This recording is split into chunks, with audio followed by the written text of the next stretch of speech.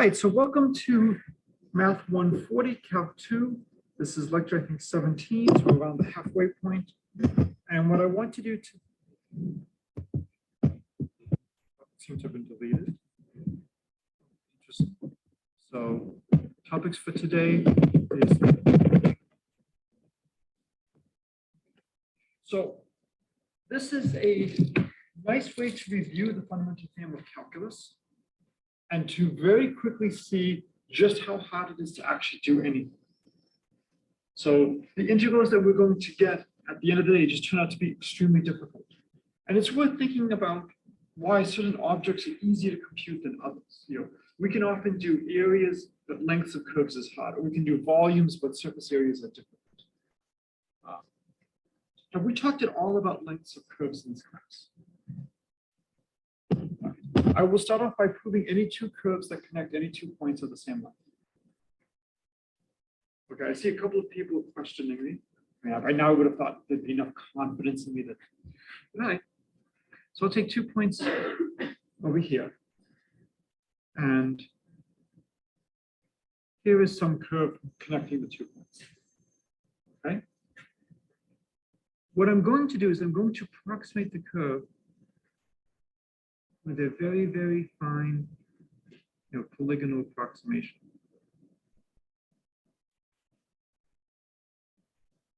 Do you agree that in the limit, as I take smaller and smaller segments, the polygonal approximation becomes a better and better approximation to the curve?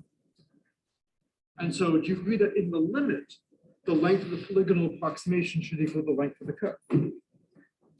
Yeah, so as the sizes go to 0, polygonal approximation converges to curve,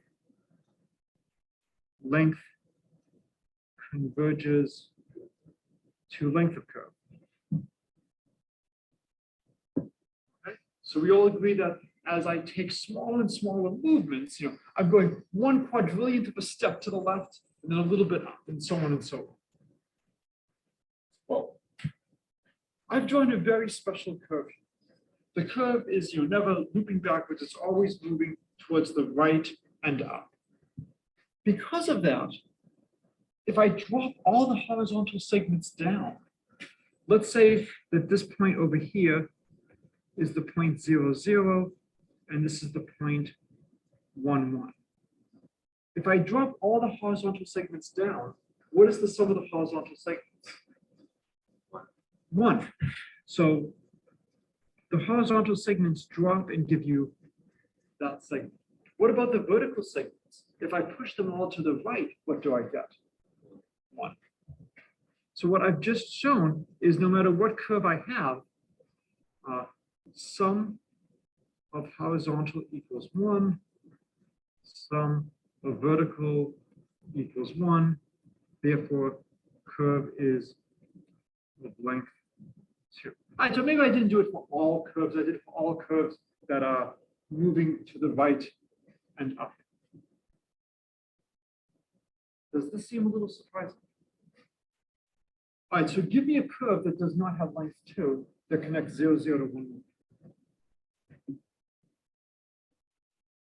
And if you can't give me one, then shut up and accept the result. Yes? Give me a simpler one. Be nice to your professor. It's be nice to your professor week. Simplest curve connecting 0, 0 to 1, 1. Straight line, right? So if we take the straight line from 0, 0 to 1, 1, what is the length of this line?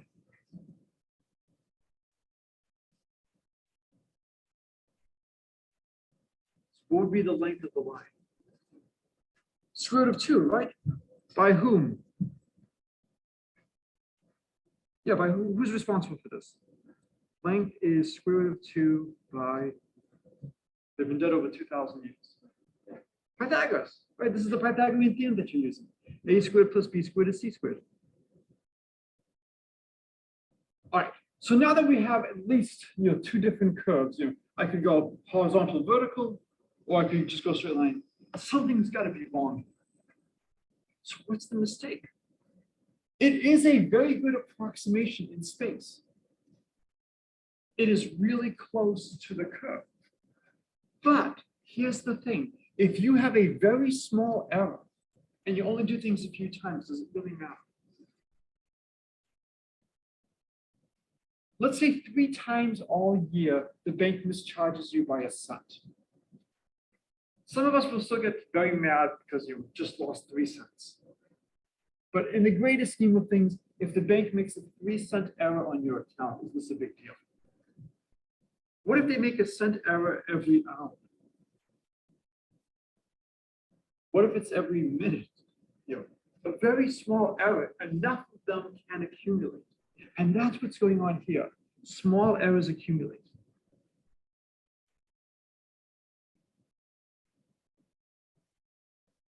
Individually, yes, one of these isn't so bad.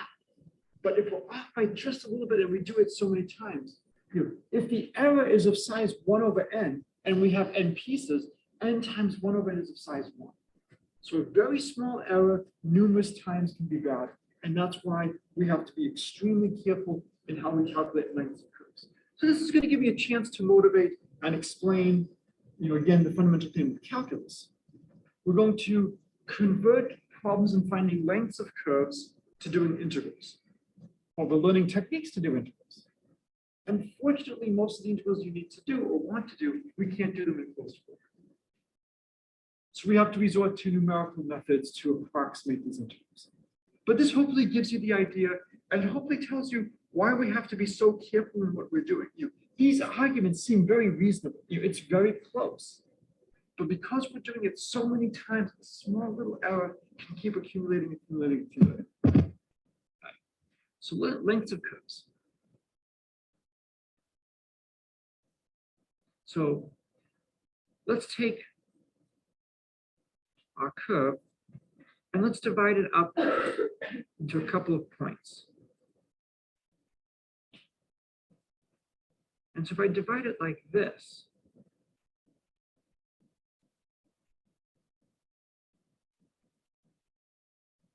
how is this different than what I did before? I mean, aren't you worried that we're going to just have yet another mistake?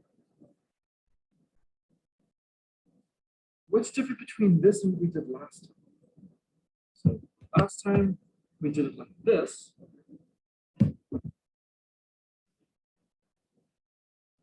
We're using the hypotenuse now and not the sides.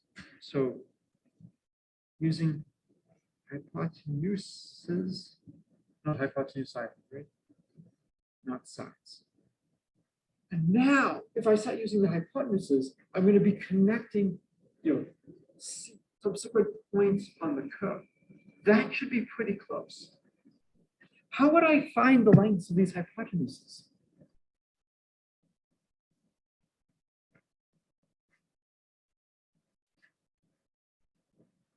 Like a triangle, right? So if I had a triangle, say like this,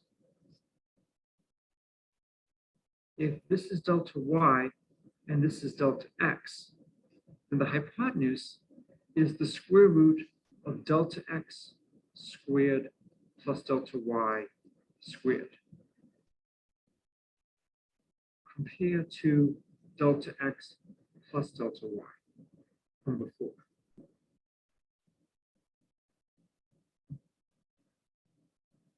That's the difference. Okay, so here, h squared is delta x squared plus delta y squared.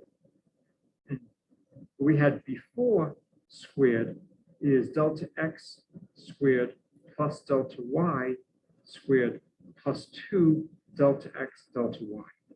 So delta x delta y can be of the same order of magnitude as delta x squared and delta y squared. It could be positive, it could be negative, it could even be 0. But this is why the old method before doesn't work. It does have the delta x squared plus the delta y squared when you look at the square of the length, which is good. But it has this extra term 2 delta x delta y. And this is the cause of why the old method didn't work. Any questions so far on what we're trying to do? So we divide up the curve into lots and lots of points. The more points we divide it into, the better approximation we should get. And for each segment, we just want to calculate what is the length of the hypotenuse. And we know how to calculate the length of the hypotenuse by doing Pythagoras. We've proved Pythagoras already in this course, right? In the very beginning of the semester, right? There was a reason we did this. So much follows from Pythagoras, okay? It is not surprising that we are spending so much time in the beginning proving it, because this is how we calculate distances. This is how we calculate lengths. Okay, so all we have to do now is divide the curve into more and more points, take the limit, and see what happens in the limit, and then we will get the length of the curve. Okay, so let's zoom in.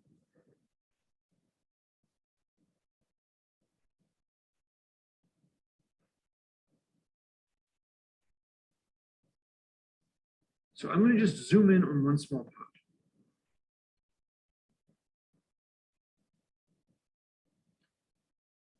And let's say that over here, this is the point xk, yk. So we maybe xk plus 1, yk plus 1, and in a shaka, xk plus 2, yk plus 2. I'm only going to really concern myself with finding the distance, the length from xk, yk to xk plus 1, yk plus 1. And I'm going to look at these points two different ways. One way is just giving you x of k, y of k. The other is I can view it as maybe x of tk, y of tk. Is just regard x and y as given by some time. So here I have an interval. Maybe I have the interval 0, 1. And I have some function c that takes 0, 1 to r2. So its input is a number from 0 to 1. Its output is going to be a curve in space. And what happens is c of t will be x of t, y of t. So this is a parameterization of a curve.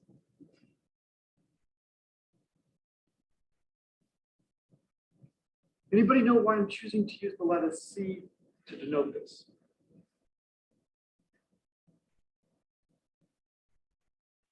Why am I calling it c and not f? Curve, right? Hopefully there's good reasons for notation. You want to be able to glance down and quickly see what's going on. So I'm going to use c for curve. So for example, I could give you maybe c of t is cosine t sine of t. What curve do you think that's going to be? Circle. So that would just be a circle. And it's going to start here and it's going to go like this. Well, I could give you c of t is 2 cosine t, 3 sine of t. Now let's just do sine of t, not 3 sine t. What curve do you think this is going to be?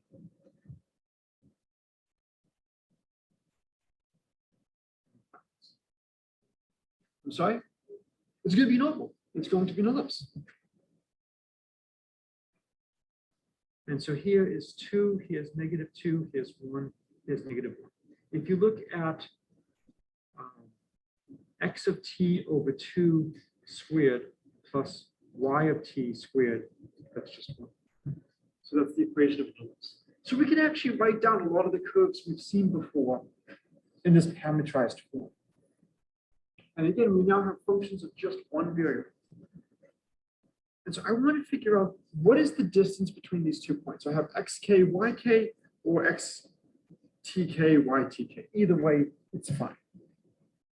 So how would I figure out the distance? Well, let's call this hk for the kth hypotenuse.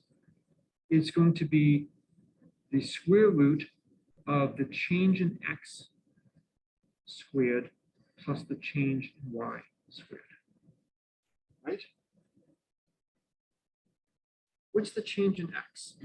This is going to be xk plus 1 minus xk squared plus, and change to y, yk plus 1 minus yk squared, take the square root of that.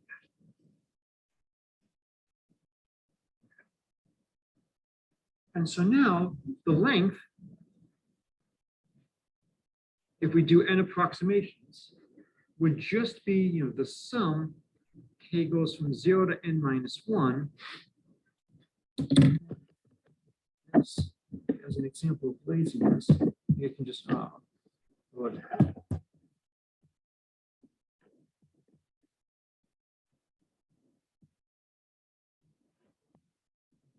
Copy it like this. Just fix the square root. And there's a formula for the length. So we're comfortable that if we have n partition points, that this is going to be the length of the curve, or the length of the approximation to the curve. Is everybody comfortable with this? Does this look a little bit like an integral?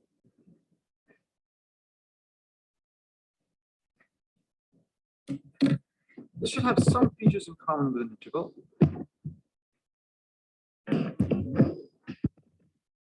Yes. In n plus n minus 1 we have with some because we have like 3 points, so we choose. Right, you have the point 0, 1, and then 2. And 2 is your last point. So I'm going from xk to xk plus 1. So the last point is the end. Yep. Fortunately, it's not going to really make any difference in the limit. 1 point at the end won't change the limit. But this is why you've got to be careful. If I'm starting off at the point x0, and the very last k I choose is n minus 1, because I need to go up to xk plus 1, I can't go beyond. So does this look at all like an integral? Does this look like a Riemann sum that we've seen before?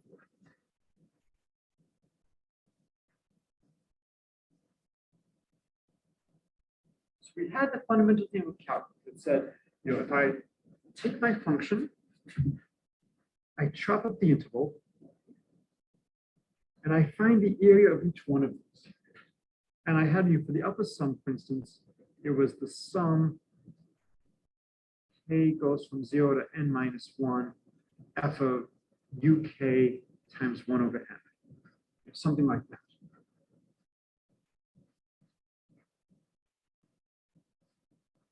Does this look similar to that? And if so, what is the difference?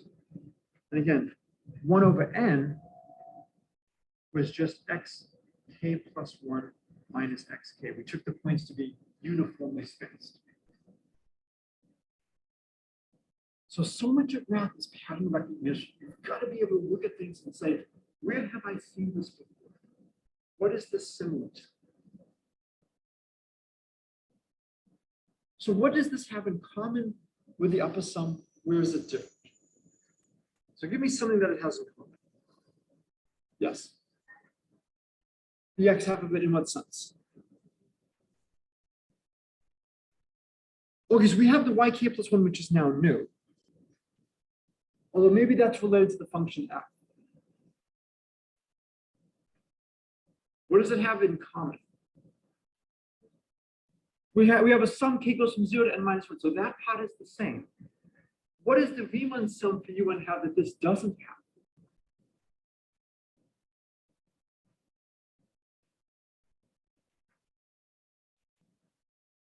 So there's a big difference between the two. It has something that formula does not have. Yes. Well, it's the square root of the sum of the squares. That looks like it's playing the role of the function f. So in the Riemann sum for un, we have f of uk, and uk is some point. And it looks like here that seems to correspond to the square root of the sum of the squares. But there's something in the Riemann sum for un that we don't have here in the length. What are we missing? We're missing the 1 over n, right? So we need a 1 over n. And that's xk plus 1 minus xk over xk plus 1 minus xk. I'm sorry. Squared.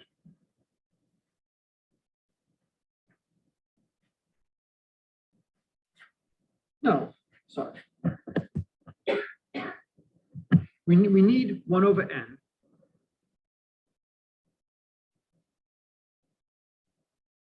Sorry, we need 1 over n. This equals 1. Right? Xk plus 1 minus xk over xk plus 1 minus xk is just equal to 1.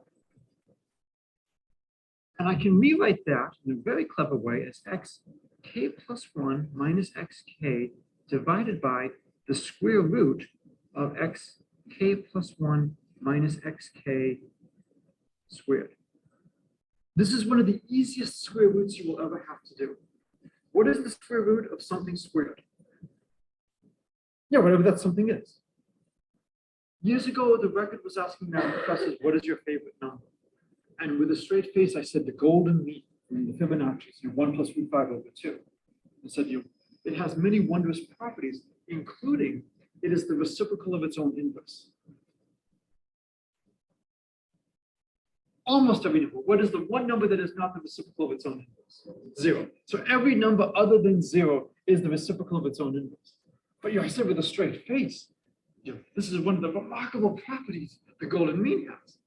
And it actually got into the record. So you want to be very careful about how do you write things. Why would I want to write a beautiful number like 1 as xk plus 1 minus xk over xk plus 1 minus xk? Because this allows me to move things around. I want a 1 over n. 1 over n is basically xk plus 1 minus xk. Why would I write the denominator as the square root of a square? How's that going to help me?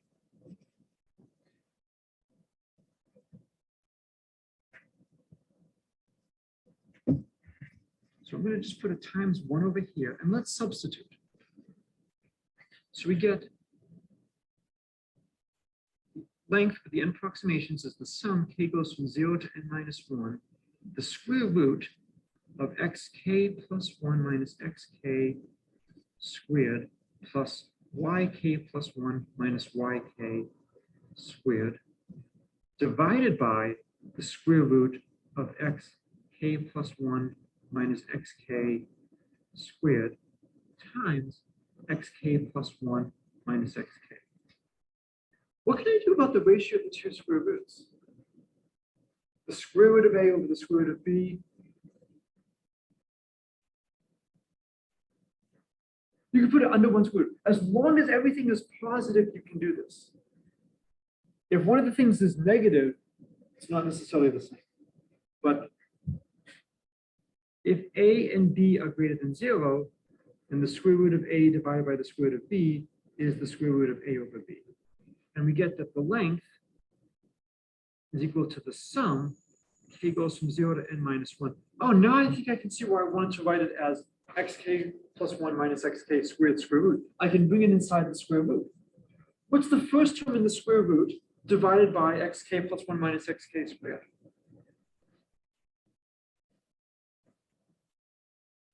It's just itself. Well, what is it? So when you do the division of a number by itself, you get 1. So you just get the square root of 1 plus yk plus 1 minus yk over xk plus 1 minus xk times, let's just say, delta xk. Ah, this now looks like y prime at xk. So as n goes to infinity, this is going to go to the integral from 0 to 1 of the square root of 1 plus dy dx squared dx. If you look, yk plus 1 minus yk over xk plus 1 minus xk, this is converging to the derivative of y at the point xk. So this is becoming y prime at xk, which is just dy dx at xk. And so here is a formula to calculate the length of a curve. If x goes from 0 to 1, I would just integrate from 0 to 1 the square root of 1 plus dy dx squared dx. If x went from 0 to 3, I would integrate from 0 to 3. We often adjust things so that things go from 0 to 1, but you can't always do that. Any questions about this?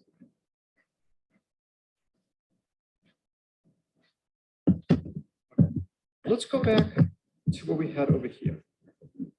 So I want to write this another way. And again, so much of math is just trying to find what's the best way to write something for a given problem. So let's write this as, the length is the sum, k goes from 0 to n minus 1, the square root of x tk plus 1 minus x tk squared plus y tk plus 1 minus y tk squared. When you look at x tk plus 1 minus x tk, does this look like anything to you now? Does this look like anything you've seen in the calculus class?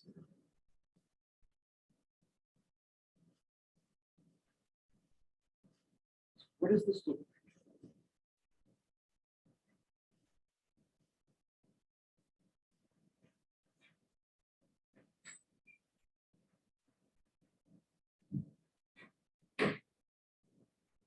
Why? Well, the whole thing looks like the fundamental theorem. And so if it's the fundamental theorem, again, we seem to be missing something. What does it look like we're missing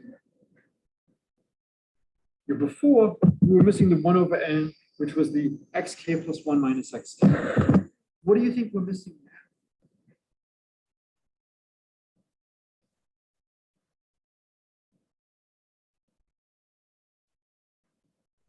Well, we've got a function x, or we have a function of y. We evaluate them at tk plus 1 and then subtract the tk. This looks like the start of something. What does this look like? Where have you seen something like this before? We evaluate a function at one point, we subtract it at another point. This is the beginning of one of the most important things in calculus. The derivative, right? It looks like we're finding the derivative. What do we need then to make this really a derivative?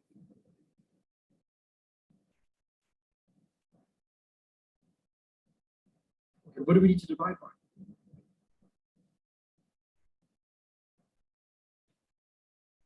So you've got y of tk plus 1 minus y of tk. What do we need to divide that by to make it work as a derivative?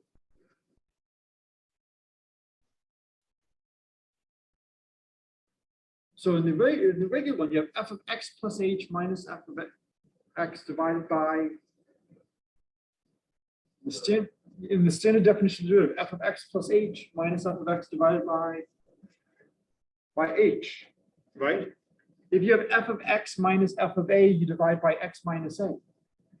What should we divide by here? We have y of tk plus 1 minus y of tk. What should we divide by?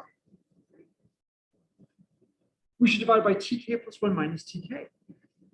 But if we think about this, this has the same defect as what we had before. When we looked at the Riemann sum, for the upper value, the upper sum un, we were missing this 1 over n, which was this xk plus 1 minus xk. Over here, it looks like we're missing what? We're evaluating things at tk plus 1 and tk. What does it look like we're missing?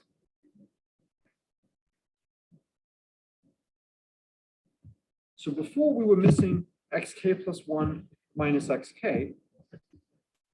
What does it look like we're missing here now? We're evaluating things at tk plus 1 and tk. What does it look like we're missing? It looks like we're missing tk. Okay, but how are they related? We're missing what? You're close. So give me the expression that we're missing. It should involve tk plus 1 and tk. What's the expression that we're missing? Nope. Nope. Well, we wanted a 1 over n before. And 1 over n was just xk plus 1 minus xk. We were changing x a little bit, and that was the change in x. What are we changing now? What are they functions of? What is x and y? What are they functions of now? What's the variable? T is the only variable left. X and y are functions of t. Before we were missing a delta x. The delta x was xk plus 1 minus xk. And that corresponded to the 1 over n. We're now missing a delta t. So what should that be?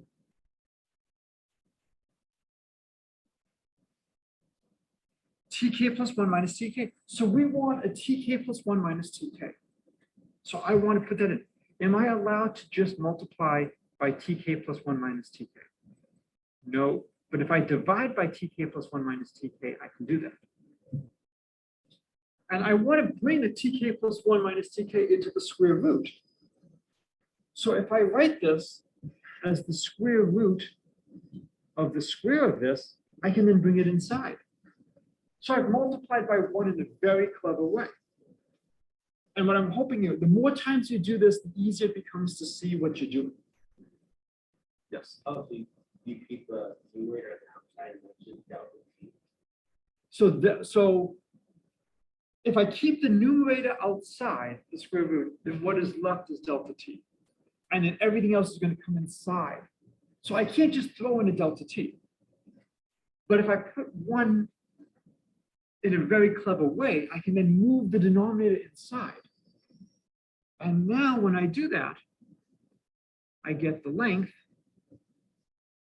is going to be the sum. K goes from 0 to n minus 1. It's going to be the square root of x tk plus 1 minus x of tk over tk plus 1 minus tk. And this whole thing is going to be squared plus y tk plus 1 minus y at tk, even more room for my square root, over tk plus 1 minus tk squared times tk plus 1 minus tk. This is going to converge to what? As n goes to infinity, what is tk plus 1 minus tk going to converge to? I'm sorry? It is going to converge to 0, but how would we write that? Delta t or dt. This is going to become our dt. The sum, what's that going to become? It's not quite the limit. Well, what does the sum become? It's it. Yeah, it becomes the integral. So this will become the integral from 0 to 1. And in the square root, what is the first expression? X tk plus 1 minus x tk over tk plus 1 minus tk. What does that become in the limit as n goes to infinity? So tk plus 1 is getting closer, closer, closer to tk. What does this go to? The derivative of x at what point? Tk, which is now going to just become our t as we take the limit. So it'll be x prime of t squared plus y prime of t squared. And I'll just put the dt over here.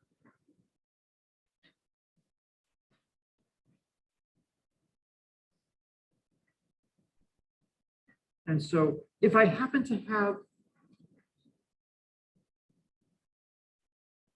if I have x of t, y of t is some parameterization of the curve. So if I give you a parameterization for the curve, I can actually calculate the integral by just doing the integral of x prime of t squared plus y prime of t squared. If I give you the curve as y is a function of x, then I want to use the other formula, the integral of the square root of 1 plus dy dx squared. Otherwise, use the integral from 0 to 1, or whatever the integral is, 1 plus dy dx squared dx. And if you really think about what's going on, is if I move the dx inside the square root, that becomes the dx squared. Formally, that's canceling the dx in the denominator of the dy dx squared. All right, so can somebody give me a curve that we can try to calculate the length? What's a nice curve? Straight line. So is it worth doing the straight line? Absolutely, yes. Why should we do the straight line? We can check it, right? Whenever you can check results, check results. If it doesn't work for the straight line, boy, are we in trouble, right? So let's try y equals, mx plus b, x goes from, say, 0 to 1. What should the length be?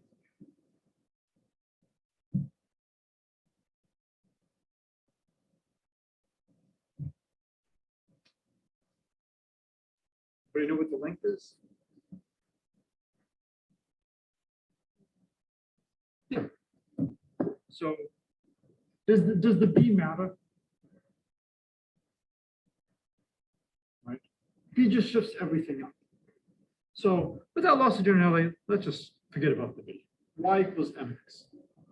So we would start off at the point, say 0, 0. X goes over 1 unit, and we go all the way up to m.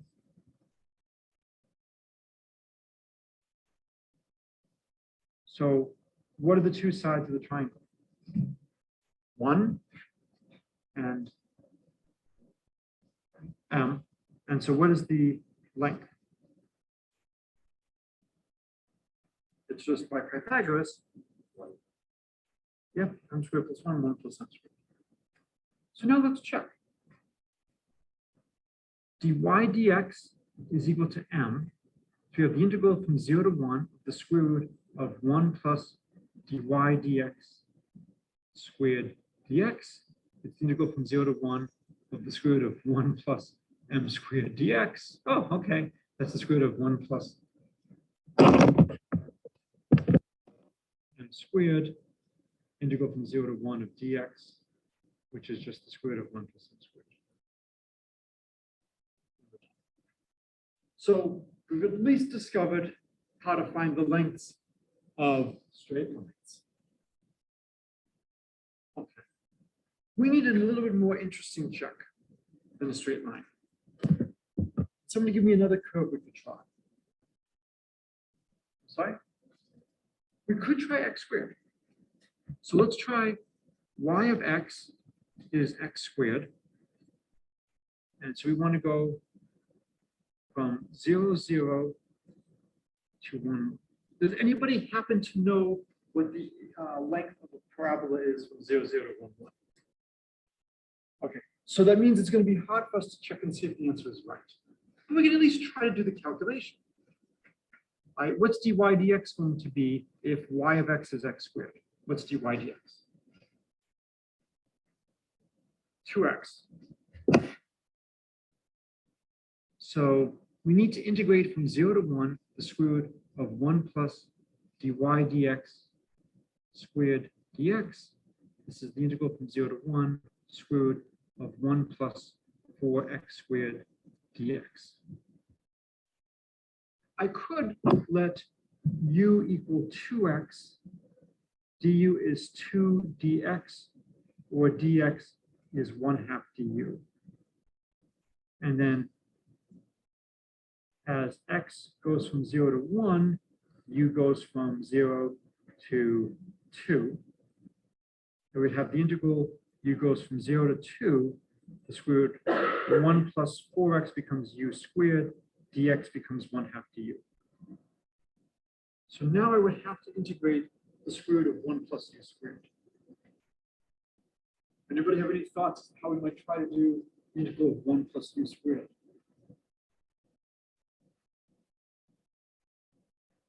Trig substitution, what would we try for u? So we need the integral from 0 to 2, the square root of 1 plus u squared du. Try u equals,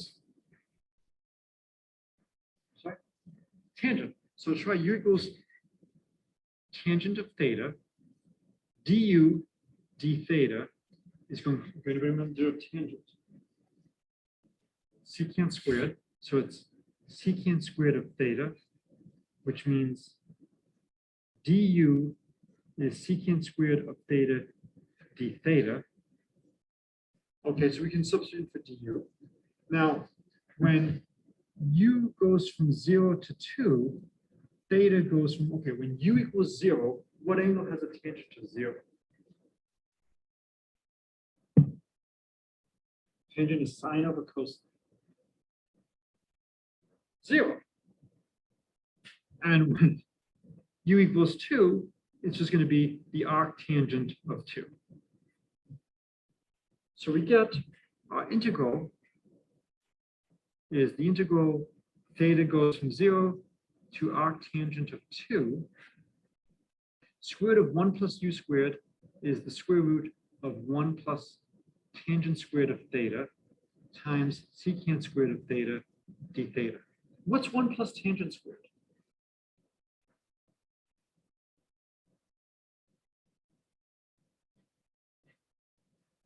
What's 1 plus tangent squared? Anybody remember what 1 plus tangent squared is? Sine squared plus cosine squared is 1.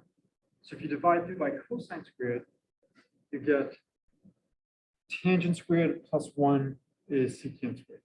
So 1 plus tangent squared is secant squared. Take the square root and you get secant.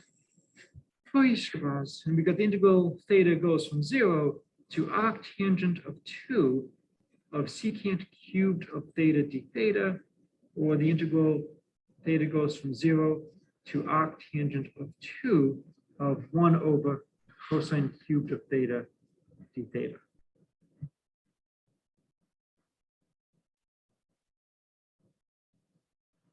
And so now we need to figure out what is the integral of 1 over cosine cubed.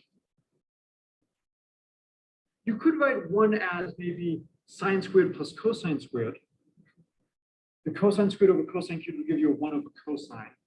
And you'd have a sine squared over cosine cubed. Okay.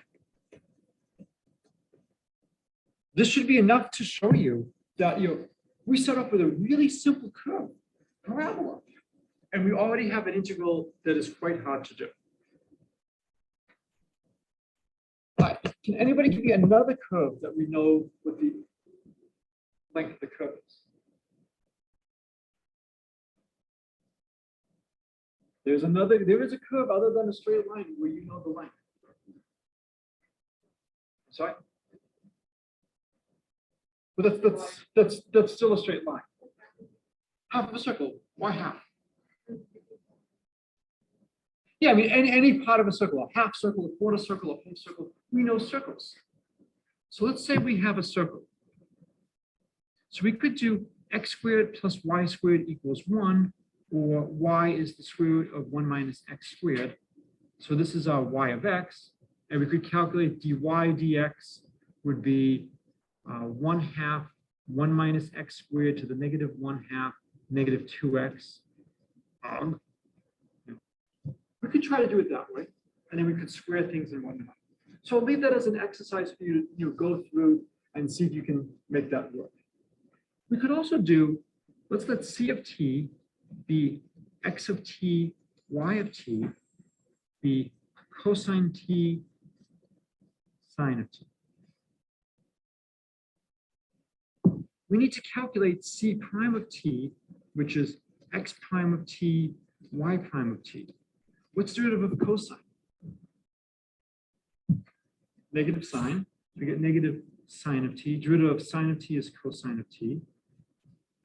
So x prime of t squared plus y prime of t squared is going to just be sine squared of t plus cosine squared of t is 1. And so we get the length is going to be the integral t goes from 0 to 2 pi, the square root of x prime of t squared plus y prime of t squared dt is the integral t goes from 0 to 2 pi, the square root of 1 dt, which is just 2 pi. So we just proved that the length of a circle of radius 1 is 2 pi. You always have to ask and say, well, what did we assume to prove this? Well, we assumed the radius is 1. That's not a big deal. But we assumed we knew the derivatives of sine and cosine. How do we calculate the derivative of sine and cosine? So we talked about finding the derivative of sine and cosine before. We talked about differential trigonometry. I think Friday is our review class in applications. Sure. The next review applications class, we'll talk about how do you actually prove this. We talked a little bit about finding pi by looking at the area of inscribed and circumscribed polygons and using that to get the answer. But you always want to be careful. Have we implicitly used in finding the derivative of sine and cosine the fact that the perimeter of a circle is 2 pi? If that's how we got our definition, well, this is really not that impressive in terms of proving the area of the perimeter of a circle because we've assumed it. All right, let's finish by just going back to what we had over here. And so if we come over here and do this approach, we would now have, let's do the integral x goes from 0 to 1. So we're going to just do a quarter of the circle and we'll multiply by 4. We then have the square root of 1 plus dy dx squared dx, which is 4 integral x goes from 0 to 1. And now dy dx is going to be minus, we have a 2x, 2 times 1 minus x squared below, and we have a x squared above. Oh wait, there's no 2 because the 2's cancel. So when we look at dy dx squared, oh, and the negative signs cancel because we're squaring things, right? So I believe this is what we get. We get x squared over 1 minus x squared, because the square root goes away because we square things.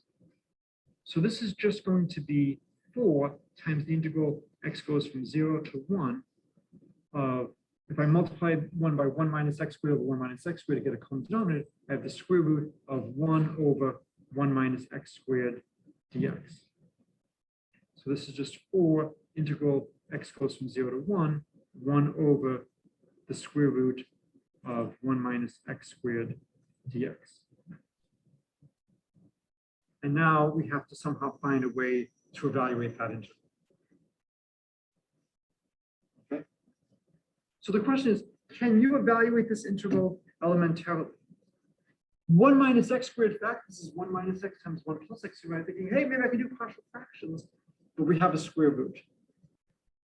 And you're not really that disappointed because you never really loved partial fractions to begin with. If you had to use it, you'll use it, but you're quite happy to just say it.